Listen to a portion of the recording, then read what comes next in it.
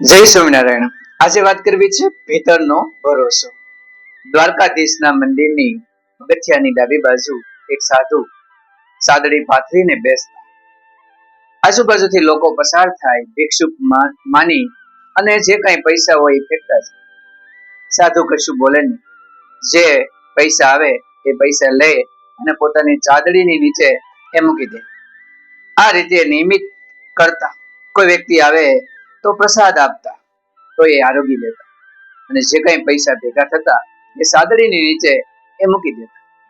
ધીરે ધીરે સમય પસાર થતો, કપડા પહેરવાના પણ ઓછા, એટલે બાજુમાં એક મીઠાઈની દુકાન, ઠંડી હોય ત્યારે રાત્રિના સમયે એ મીઠાઈની જે ભઠ્ઠી હોય એની બાજુમાં સાદડી પાથરી અને સૂઈ જતા।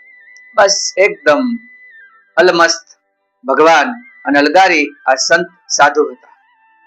એક વખત મંદિરની અંદર સરસ મજાનું વ્યવસ્થા થઈ રહી હતી, મંદિરને શણગારવામાં આવી રહ્યું હતું। આથી એ સાધુએ એક યુવાનને પૂછ્યું, ભાઈ, આ મંદિરમાં અત્યારે શેની તૈયારી હાલે છે? આ બધું શણગાર શેનો થાય છે? ત્યારે પેલા યુવાને કહ્યું કે દ્વારકાધીશના મંદિરની અંદર અન્નકૂટની અત્યારે તૈયારી ચાલી રહી છે।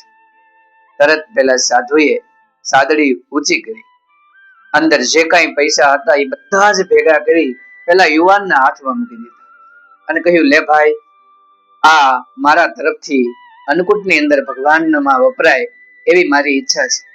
આ બધા જ રૂપિયા તું મંદિરની અંદર પૂજારીજીને દઈ આવ। પેલો યુવાન કહે, અરે સાધુ મહારાજ, તમે આ બધા જ રૂપિયા મને દઈ દો છો તો કાલે ખાશો શું? ત્યારે એ સાધુએ કહ્યું કે એની મારે કોઈ ચિંતા નથી, એ ચિંતા તો ભગવાનને કરવાની છે।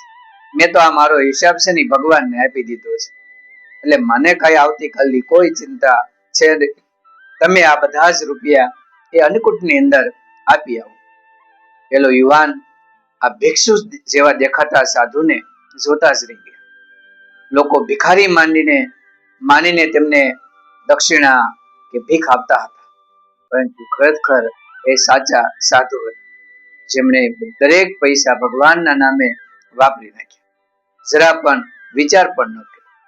આમ ભિખારીના રૂપમાં રહેલા એ સંત લોકોની નજર સામે તો અલગ જ તરી આવતા હતા, અને આપણે છૂટબૂટની અંદર છતાં પણ ભગવાનના નામે નહીં, પરંતુ આપણા માટે ઘણું બધું માગતા હોઈએ છીએ। 10 આપે તો 20 માગીએ, 20 આપે તો સહસ્ત્ર માગીએ, એમ સતત આપણી માંગ ભગવાન સામે થતી હોય છે।